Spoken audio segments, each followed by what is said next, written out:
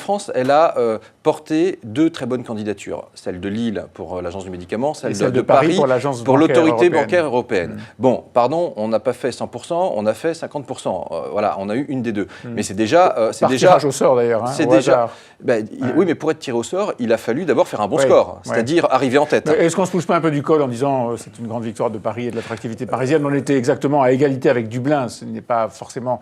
je veux dire, une marque d'attractivité. Oui, moi, je regarde le résultat. C'est que le résultat, c'est que nous aurons cette autorité bancaire européenne, que dans, je dirais, la saine émulation qui peut exister avec Francfort, avoir ce type d'agence... c'est sûr, on les a battus. Est plutôt bien. Et on parle d'attractivité. Vous savez, hier, j'étais avec une vingtaine de PDG d'entreprises américaines en Europe, dans le cadre de l'AmCham Europe, et je peux vous dire qu'ils regardent avec attention ce qui se passe en France, et en réalité, ils sentent bien que s'ils ne tiennent pas leur conseil d'administration à Bruxelles mais à Paris, c'est que Paris est un peu capitale européenne en ce moment. Je comprends quand même de ce que vous dites qu'entre Paris et Lille, au fond, c'était au moins aussi bien, si ce n'est mieux, d'avoir Paris.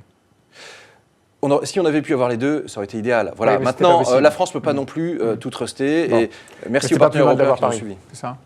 Pas plus mal d'avoir Paris. Je ne veux pas prioriser, hiérarchiser. Nous en voulions une, nous en avons une, et voilà, c'est très bien.